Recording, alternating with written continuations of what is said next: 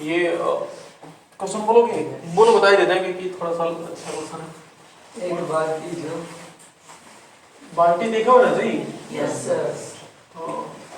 एक बाल्टी जो मीटर ऊंचाई की है 8 सेंटीमीटर, यस सर 8 सेंटीमीटर ऊंचाई की है, तांबे की चादर से ऊंचाई की है, तांबे की चादर से तांबे की चादर, एक लंबी संख्या का एक लंबवृत्तीय संख्या का एक है शंकु की आकार का एक है एक छिन्नक है, जिसके नीचे का पकड़ जिसके ऊपर हम नीचे का पकड़ नीचे हम ऊपर की सिलों की ऊंचाई कम से सिरों की ऊंचाई 3 सेंटीमीटर 9 सेंटीमीटर है कम से 3 सेंटीमीटर था, 9 सेंटीमीटर है गणना कीजिए 3 सेंटीमीटर 9 सेंटीमीटर है, गणना कीजिए। पहले ये बाल्टी में आगे सब की ऊंचाई कीजिए शंकु की ऊंचाई याद कीजिए। ओके, बस यही बस बताना है। यस आगे वाला हो जाएगा ना जी? यस दोनों आगे आगे वाला कह रहा है कि बाल्टी से भरे जा सकने वाले पानी का आयतन पूछा है और दूसरा था वक्र पृष्ठ पूछा ना। हाँ, तांबे की चादर मतलब वक्र पृष्ठ प्लस नीचे वाला क्षेत्रफल होगा ना। बाल्टी होगा कैसे जी? ऊपर चौड़ा होता है नीचे पतला होता ना, तो हल करते हैं।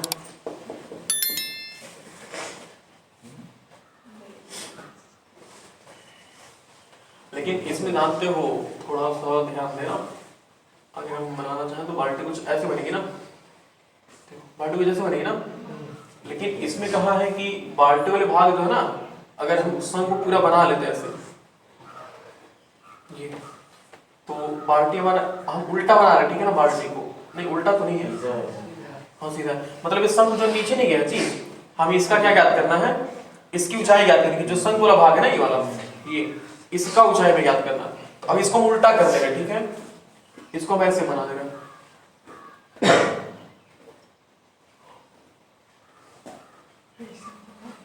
सोच पा रहे हो? हमने इसको अब बाल्टी उल्टा हो गया इस बार ना, सोचो बाल्टी उल्टा हो गया ना, क्योंकि बाल्टी में जो चौड़ा वाला भाग होता है वो कहाँ होता है? वो ऊपर होता है ना, तो ये बाल्टी उल्टा हो गया ना। ओके, तो यहाँ तक तो देखो बाल्टी जो हम रेड कलर से बना रहे हैं ना, बाल्टी का भाग नहीं है ना, जो हम रेड वाला बना रहे हैं ये शंकु है ना, मतलब ये बाल्टी तो नहीं है ना, बाल्टी से पीछे वाला है। और इसके बारे में क्या दिया है? त्रिज्या कितना दिया बोलो जरा? त्रिज्या दिया है 3 सेंटीमीटर और 9 सेंटीमीटर ना, तो ऊपर वाले कितना दिया है? 3 सेंटीमीटर और नीचे वाले कितना दिया है? ये है 9 सेंटीमीटर। 3 सेंटीमीटर और 9 सेंटीमीटर दिया है, और इसकी ऊंचाई भी दिया ना, इस छिन्नक की ऊंचाई कितना दिया है? देखो एक बाल्टी जो 8 सेंटीमीटर ऊंचाई की है, मतलब ऊंचाई दिया 8 सेंटीमीटर। ओके, तो हमें क्या ज्ञात करना है? हमें इस शंकु वाले भाग की ऊंचाई ज्ञात करनी है ना, बोलो। इसके लिए आप जो हमने कल जैसे लगाया था ना वैसे सेम लगाएंगे इसको भी।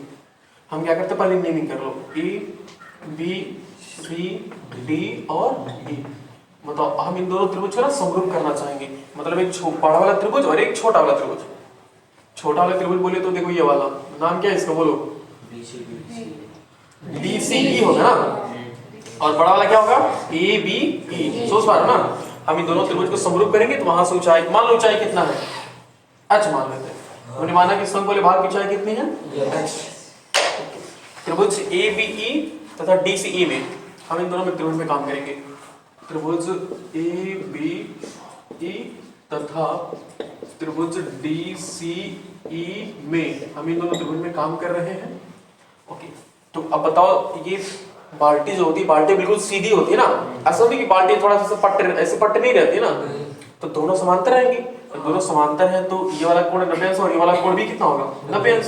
तो कोण E बराबर कोण D की, बोलो कैसे? दोनों 90 अंश हो गए ना भाई। लंबवृत्तीय शंकु कहा गया, देखो ऐसे भी कहा गया लंबवृत्तीय शंकु है। ओके, और एंगल देखो, कोण E बराबर कोण E, बताओ कौन सा कोण है?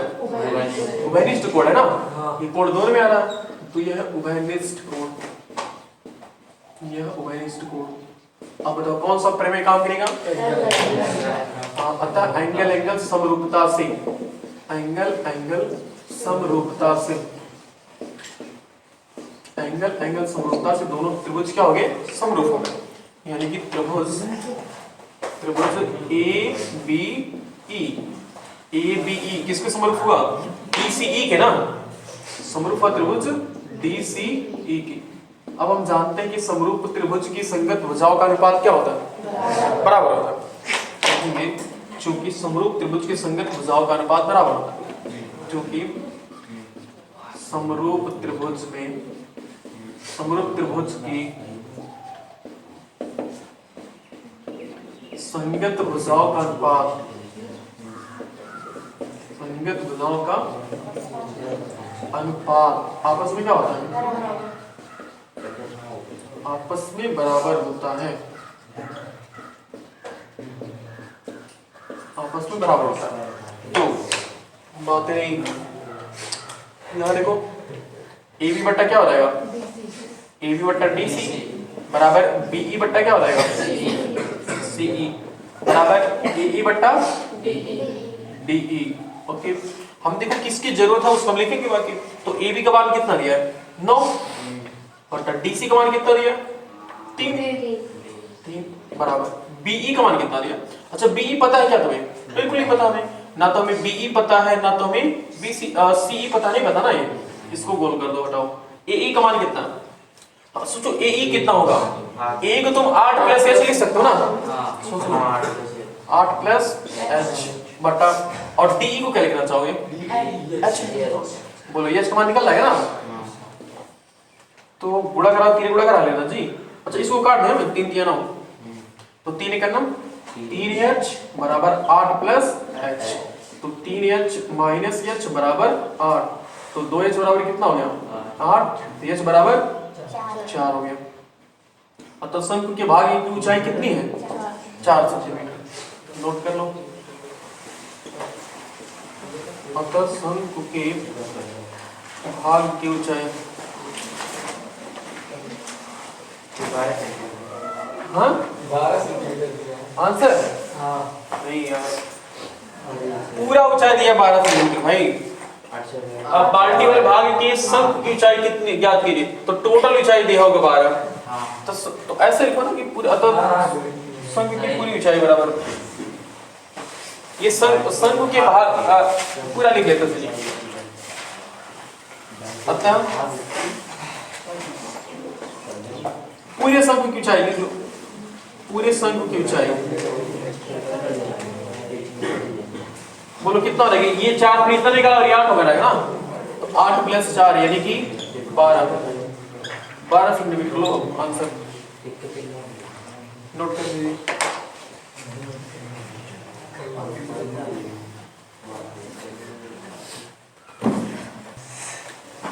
बोलो क्वेश्चन क्या है? 9 क्वेश्चन बोलो। बोलिए। 8 सेंटीमीटर त्रिज्या 8 सेंटीमीटर त्रिज्या और 12 सेंटीमीटर ऊंचाई वाली 12 सेंटीमीटर ऊंचाई वाली शंकु आगे अंदर ये से बाहर आगे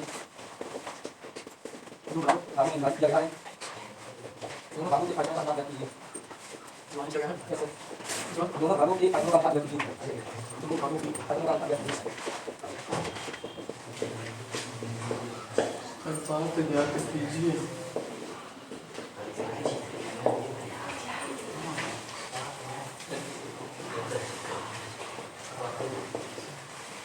मतलब कह रहे एक शंकु बना था ना हमारे पास, देखो एक शंकु बना था और इस शंकु को एकदम बीचों बीच से काट दिया गया ना। Yes sir.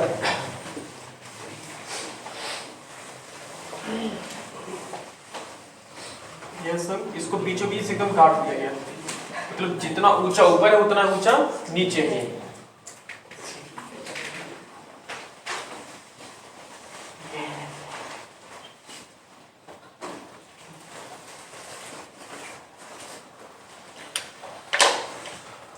कह रहे हैं 8 सेंटीमीटर त्रिज्या और 12 सेंटीमीटर ऊंचाई वाले एक शंकु, मतलब इसकी त्रिज्या जो शंकु है कितना सेंटीमीटर है? 8 सेंटीमीटर ना। तो इसको हम त्रिज्या को कौन सा R1 बोलते हैं ना, ये 8 सेंटीमीटर है। और इसकी ऊंचाई कितनी है? 12 सेंटीमीटर। इसको बीच के एकदम बराबर काट दिया गया ना, तो बीच से काटेंगे तो दोनों का आसन क्या हो जाएगा? बराबर हो जाएगा ना, और ये 6 में डिवाइड हो जाएगा ना भाई। 6 सेंटीमीटर ऊपर होगा और 6 सेंटीमीटर नीचे होगा ये। ओके, ये और ये 6 सेंटीमीटर बीच से दोनों भागों में विभाजित कर दिया गया है, तो दोनों भागों के आयतनों का अनुपात ज्ञात करना है। मैं इन दोनों भाग का क्या करना है, अनुपात निकालो, अनुपात ज्ञात करना है। ओके, तो मुझे बताओ क्या हम इस जो नीचे वाला क्या हमारे पास छिन्नक है ना, इस छिन्नक का आयतन निकाल पाएंगे क्या? भाई हमें त्रिज्या नहीं दिया ना ऊपर वाली, तो ऊपर वाली त्रिज्या कितना मान लेंगे हम? x मान लेंगे। ओके, माना छोटे शंकु की त्रिज्या बराबर कितनी है? जो छोटे शंकु की त्रिज्या होगी वही इस छिन्नक के लिए छोटी त्रिज्या होगी ना। शंकु की त्रिज्या हमने कितना मान लिया? r2 मान लिया, ठीक है ना। r ही मान लो, ये बात नहीं, लेकिन r2 मानना सही है ना। ओके, अब एक बार हम छिन्नक के लिए आयतन निकालेंगे और एक बार हम किसका आयतन निकालेंगे? शंकु का आयतन निकालेंगे। ओके, तो किसका आयतन पहले निकाला जाए? तो अलग अलग आयतन निकाल लेते हैं। ओके, छिन्नक के लिए, छिन्नक के लिए बताओ बड़ी त्रिज्या कितना है? 8 सेंटीमीटर। छिन्नक के लिए बड़ी त्रिज्या है 8 सेंटीमीटर। बड़ी त्रिज्या यानी कि r1 बोलते हैं ना इसको। r1 हमारे पास 8 सेंटीमीटर है और छोटी त्रिज्या कितनी है? छोटी त्रिज्या में r2 माना है बराबर 8 सेंटीमीटर।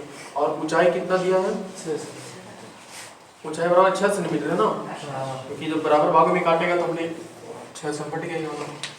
अच्छा एक बात बताओ, क्या हम निकाल सकते हैं ये, हम ये त्रिज्या निकाल सकते हैं ना?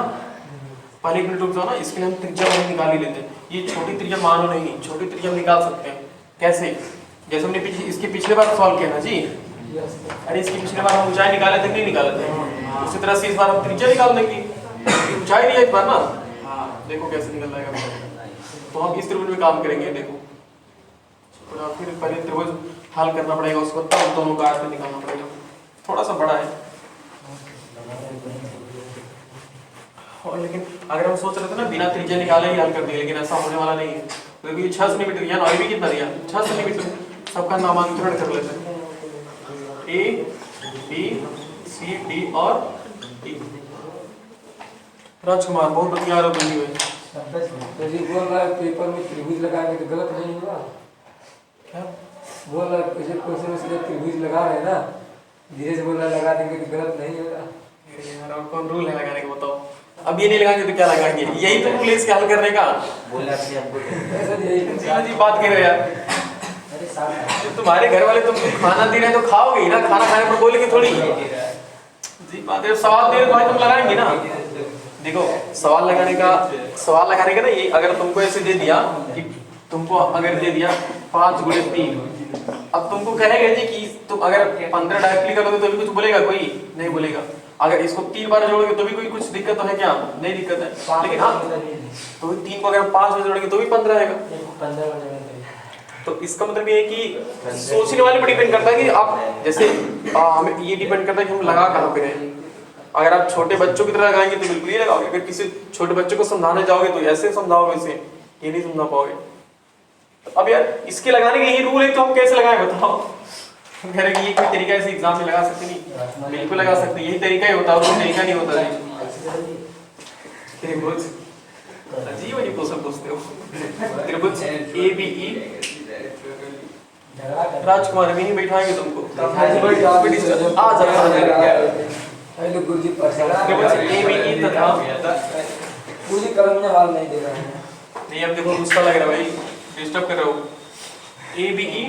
ABE और DCE में काम करेंगे। DCE में बताओ ये वाला कोण 90 है ना जी। शंकु है तो हमेशा कोण D किसके बराबर होगा? कोण A के बराबर होगा ना। और Q बराबर होगा 90 और कोण E बराबर किसके होगा? कोण E के। Q होगा उभयनिष्ठ कोण, उभयनिष्ठ कोण होगा। तो कौन सा प्रमेय काम कर रहा है इसमें? भाई जब दो कोण मिल गए तो एंगल एंगल समरूपता कह सकते हैं ना।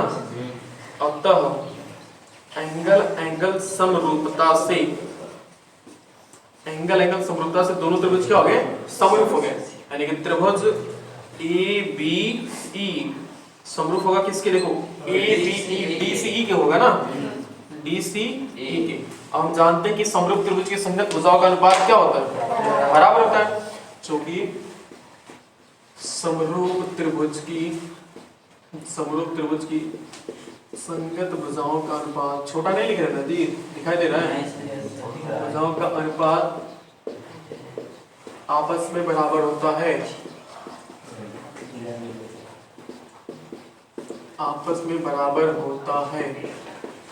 ओके, देखो उसके बाद तो यहाँ देखो ए बी बट्टे क्या होगा, डीसी होगा ना, ए बी बट्टा डीसी बराबर बीई बट्टा सीई, बीई बट्टा सीई बराबर एई बट्टा डीई, एई बट्टा डीई। हमें देखना हमें किसको एलिमिनेट करना है, तो इसमें से हमें ए बी बराबर कितना दिया है बोलो, 8 दिया है, और डीसी हमें निकालना है ना जी, हमें डीसी का मान ही तो निकालना है, बराबर बीई का मान दिया है क्या, नहीं दिया ना, इसको हटा दो, पूरा गोल कर दो इसे।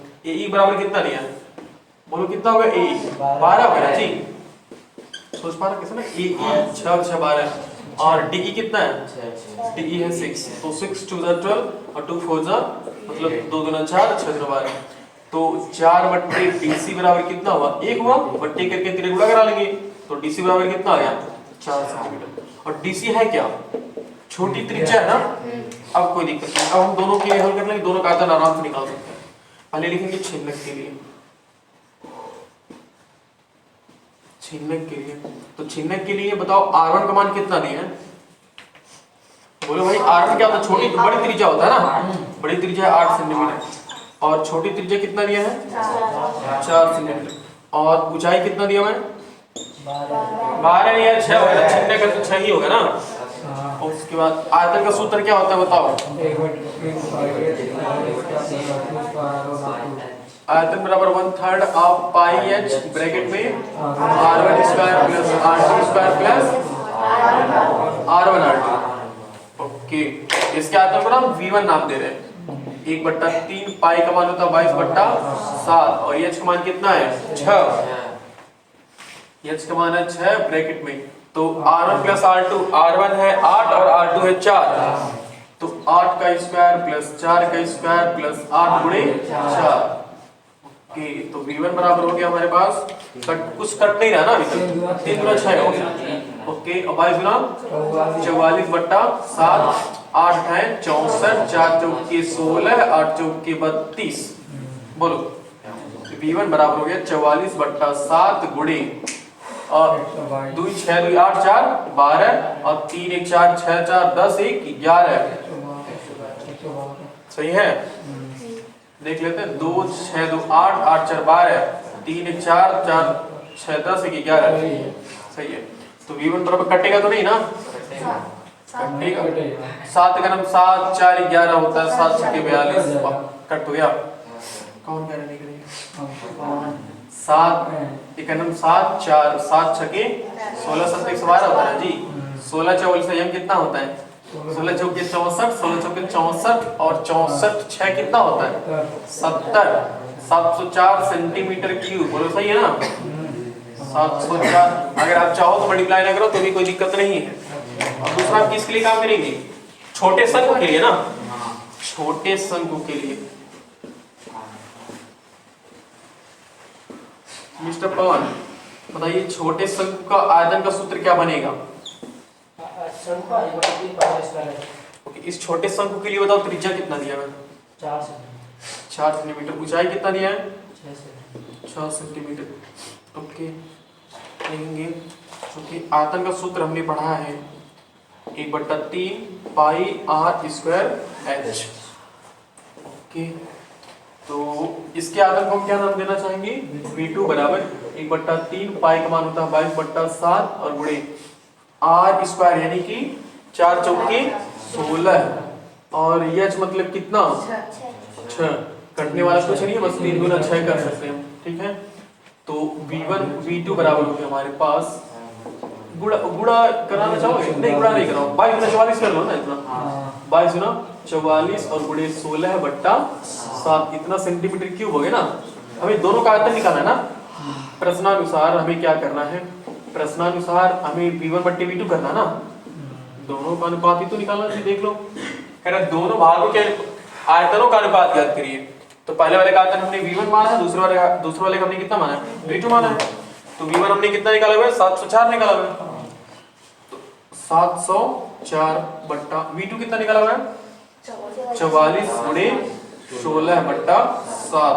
तो बड़ा वाला बट्टा यही है ना जी, मतलब देखो ये पुराना वाला बट्टा ये तो है, तो बड़े बट्टे की ऊपर एक बट्टा नहीं, बड़े बट्टे के नीचे एक बट्टा है। तो जब ऊपर एक बट्टा करोगे ऐसे तो अंदर अंदर थोड़ा बाहर थोड़ा, तो 7 कहाँ चला जाएगा, ऊपर। तो 704 गुणे 7 बट्टा 44 गुणे 16। थोड़ा अगर ध्यान दो तो हम कुछ और लिखना चाहेंगे। देखो एक बात सोचो, ये 704 कब आया था, जब हमने 44 को 16 से गुणा किया था ना। तो क्या 704 को हम 44 गुणे 16 कर सकते हैं जी? कोई दिक्कत तो नहीं है, बट ये 7 और बराबर, और नीचे 44 गुणे 7 दिया है ना 16। तो 44 से 44 से 16 कटा, कितना बचा 7। V1 बट्टा V2 बराबर कितना आ गया 7। तो 7 बट्टा 1 करेंगे ना, तो V1 अनुपात V2 बराबर कितना आ गया 7 अनुपात 1। नोट कर लो। समझ में आया जी वाला क्वेश्चन, नोट कीजिए।